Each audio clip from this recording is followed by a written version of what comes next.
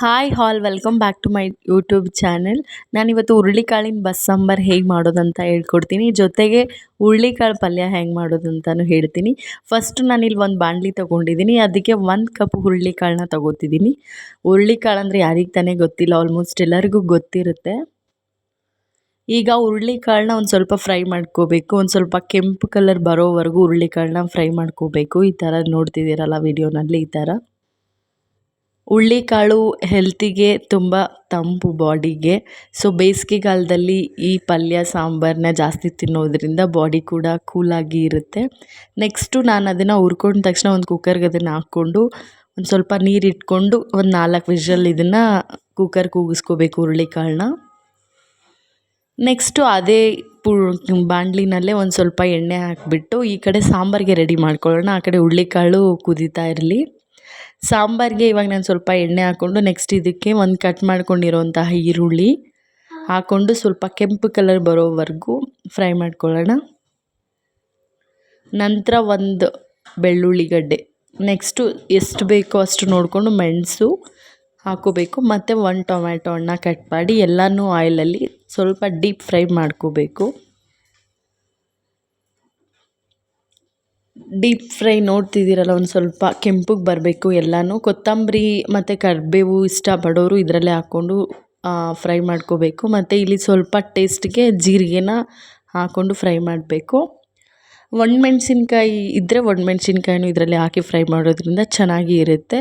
But ನಾನಿಲ್ಲಿ ಮೆಣಸು ಜಾಸ್ತಿ ಹಾಕ್ಕೊಂಡಿದ್ದೀನಿ, ಹಂಗಾಗಿ ಒಣಮೆಣ್ಸಿನ್ಕಾಯಿನ ತೊಗೊಂಡಿಲ್ಲ. ನೆಕ್ಸ್ಟು ಅದನ್ನು 1 ರೌಂಡ್ ಮಿಕ್ಸಿಗೆ ಗ್ರೈಂಡ್ ಮಾಡ್ಕೊಂಬರೋಣ. ಇಲ್ಲಿ ನಾನು ಪಲ್ಯಕ್ಕೆ ಕಾಯಿ ರುಬ್ಕೋತಿದ್ದೀನಿ. ಅಂದರೆ ಒಣ ಕಾಯಿ ಅಥವಾ ಹಸಿ ಕಾಯಿ ತೊಗೊಂಡು ಫಸ್ಟು ಅದನ್ನು ಒಂದು ಗ್ರೈಂಡ್ ಮಾಡಿಕೊಂಡು ಸ್ವಲ್ಪ ಪಲ್ಯಕ್ಕೆ ಸೈಡ್ ತೆಗೆದಿಟ್ಕೋತೀನಿ. ಅದೇ ಜಾರಿಗೆ ಇದು ಹುರ್ಕೊಂಡಿರ್ತೀವಲ್ಲ ಎಲ್ಲ ಮಸಾಲೆನ ಇದನ್ನು ಆ್ಯಡ್ ಮಾಡ್ಕೊಂಡು ಒಂದು ಸಲ ಗ್ರೈಂಡ್ ಮಾಡ್ಕೊಂಬರಬೇಕು. ಇದು ಸಾಂಬಾರು ಮಸಾಲೆಗೂ ಸ್ವಲ್ಪ ಕಾಯಿ ಬೇಕಲ್ವ, ಹಂಗಾಗಿ ಒಂದೇ ಸಲ ಕಾಯಿ ರುಬ್ಕೊಂಡು ಸ್ವಲ್ಪ ಪಲ್ಯಕ್ಕೆ ತೆಗೆದಿಟ್ಕೊಂಡು ಅದೇ ಮಿಕ್ಸಿ ಜಾರ್ಗೆ ಇದು ಹುರಿದಿಟ್ಕೊಂಡಿರೋಂಥ ಮಸಾಲೆನ ಒಂದು ಗ್ರೈಂಡ್ ಮಾಡ್ಕೊಂಡು ಈಗ ಸಾಂಬಾರನ್ನ ಒಗ್ಗರಣೆ ಮಾಡ್ಕೊಳ್ಳೋದು. ಈಗ ನೋಡಿರಿ, ನಾನಿಲ್ಲಿ ಮಸಾಲೆ ಹಸಿ ವಾಸನೆ ಹೋಗಬೇಕು ಅಂತ ಹುರ್ಕೊಂಡಿರೋ ಮಸಾಲೆನ ನಾನು ಆಯಿಲಲ್ಲೇ ಹಾಕಿ ಸ್ವಲ್ಪ ಫ್ರೈ ಮಾಡ್ತೀನಿ.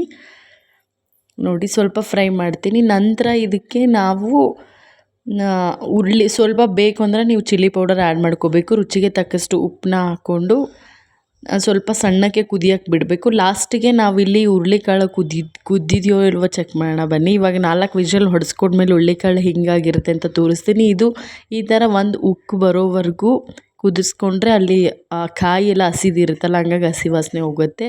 ನೋಡಿ, ಇಲ್ಲಿ ಹುರುಳಿಕಾಳು ಹೇಗೆ ಕುದ್ದಿದೆ ಅಂತ ತೋರಿಸ್ತಿದ್ದೀನಿ.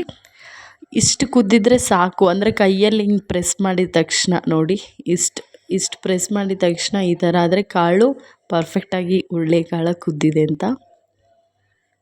ಹುರುಳಿಕಾಳನ್ನ ಬಳಸ್ಕೊಂಡು ನಾವು ಉಪ್ಪಿನ ಉಪ್ಪಿನ ಸಾರು ಕೂಡ ಮಾಡ್ಕೋಬೋದು, ಹಾಗೆ ಬಸ್ಸಾಂಬಾರು ಕೂಡ ಮಾಡ್ಕೊಬೋದು. ಇದು ಬೆಂಗಳೂರು ಕಡೆ ಜಾಸ್ತಿ ಸಾಂಬಾರು ಮಾಡ್ತಾರೆ. ನೆಕ್ಸ್ಟ್ ಇದಕ್ಕೆ ನಾವು ಆ ಹುರುಳಿಕಾಳು ಬೇಯಿಸ್ಕೊಂಡಿರೋ ಅಂತಹ ನೀರನ್ನ ಇದಕ್ಕೆ ಆ್ಯಡ್ ಮಾಡ್ಕೋಬೇಕು. ಆವಾಗ ಸ್ವಲ್ಪ ಟೇಸ್ಟು ಚೆನ್ನಾಗಿ ಬರುತ್ತೆ. ಬೇಕಾದರೆ ನಾವು ರುಬ್ಕೊಳ್ಳೋ ಮಸಾಲೆಗೆ ಈ ಕುದ್ದಿರೋ ಹುರುಳಿಕಾಳನ್ನೂ ಸ್ವಲ್ಪ ಆ್ಯಡ್ ಮಾಡಿಕೊಂಡ್ರೆ ಟೇಸ್ಟು ಇನ್ನೂ ಸೂಪರಾಗಿರುತ್ತೆ. ಬಟ್ ಒಬ್ಬೊಬ್ಬರು ಒಂದೊಂದು ಸ್ಟೈಲಲ್ಲಿ ಮಾಡ್ತಾರೆ. ಸೊ ನಾನು ಈ ಸ್ಟೈಲಲ್ಲಿ ನನಗೆ ಹೇಗೆ ಬರುತ್ತೆ ಹಾಗೆ ನಾನು ತೋರಿಸ್ತಿದ್ದೀನಿ. ನೆಕ್ಸ್ಟು ಇಲ್ಲಿ ಬನ್ನಿ ಪಲ್ಯ ಮಾಡೋಣ. ಒಂದು ಬಾಣಲಿ ಇಟ್ಕೊಂಡು ಸ್ವಲ್ಪ ಆಯಿಲ್ ಹಾಕಿ ಇದಕ್ಕೆ ಸ್ವಲ್ಪ ಸಾಸಿವೆ ಹಾಕಬೇಕು. ಸಾಸಿವೆ ಹಾಕಿದ ತಕ್ಷಣ ಇದಕ್ಕೆ ಪಲ್ಯಕ್ಕೆ ಮೇಯ್ನ್ ಬೇಕಾಗಿರೋದು ಇಲ್ಲಿ ಈರುಳ್ಳಿನ ಹಾಕ್ಕೋಬೇಕು. ಈರುಳ್ಳಿ ಹಾಕ್ಕೊಂಡ ನಂತರ ಇದು ಕೆಂಪು ಕಲರ್ ಬರೋವರೆಗೂ ಚೆನ್ನಾಗಿ ಡೀಪ್ ಫ್ರೈ ಮಾಡಬೇಕು.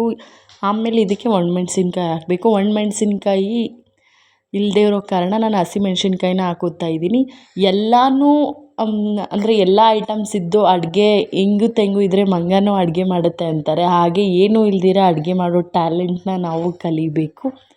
ಆವಾಗ ಮನೇಲಿ ಇರುವಂತಹ ಪದಾರ್ಥಗಳನ್ನೇ ಬಳಸ್ಕೊಂಡು ಮಾಡ್ಬೋದು. ನೋಡಿ, ಅದು ಡೀಪ್ ಫ್ರೈ ಆದ ತಕ್ಷಣ ಹುರಿದಿರೋ ಹುರುಳಿಕಾಳನ್ನ ಹಾಕಿ ಸ್ವಲ್ಪ ಫ್ರೈ ಮಾಡ್ತಾಯಿದ್ದೀನಿ ಆಯಿಲಲ್ಲಿ. ಇವಾಗ ನಮಗೆ ಟೇಸ್ಟಿಗೆ ಎಷ್ಟು ಬೇಕೋ ಅಷ್ಟು ಉಪ್ಪು ಹಾಕ್ಕೋಬೇಕು. ಉಪ್ಪು ಹಾಕ್ಕೊಂಡು ನೋಡಿರಿ, ಎಷ್ಟು ಬೇಕಷ್ಟು ಉಪ್ಪು ಹಾಕ್ಕೋಬೇಕು. ಒಣಮೆಣ್ಸಿನ್ಕಾಯಿ ಖಾರ ಎಷ್ಟು ಬೇಕೋ ಅಷ್ಟು ನೋಡಿಕೊಂಡು ನಾವು ರುಬ್ಬಿಟ್ಕೊಂಡಿರೋಂಥ ಖಾರ ಇದರಲ್ಲಿ ಆ್ಯಡ್ ಮಾಡ್ಕೋಬೇಕು. ಆ್ಯಡ್ ಮಾಡ್ಕೊಂಡ ನಂತರ ಒಂದು ಪರ್ಫೆಕ್ಟಾಗಿ ಹುರುಳಿಕಾಳಿನ ಪಲ್ಯ ರೆಡಿ ಆಗುತ್ತೆ.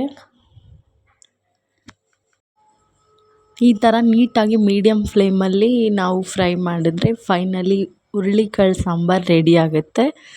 ಹಾಗೇ ಬಸ್ಸಾಂಬಾರು ಕೂಡ ಇದ್ರ ಜೊತೆ ಟೇಸ್ಟಿಯಾಗಿ ಇದಕ್ಕೆ ಕಾಂಬಿನೇಷನ್ನು ರಾಗಿ ಮುದ್ದೆ ಮತ್ತು ರೈಸ್ ಜೊತೆನೂ ತಿನ್ಬೋದು. ಮತ್ತೆ ಸಿಗ್ತೀನಿ ಹೊಸ ವಿಡಿಯೋ ಜೊತೆ.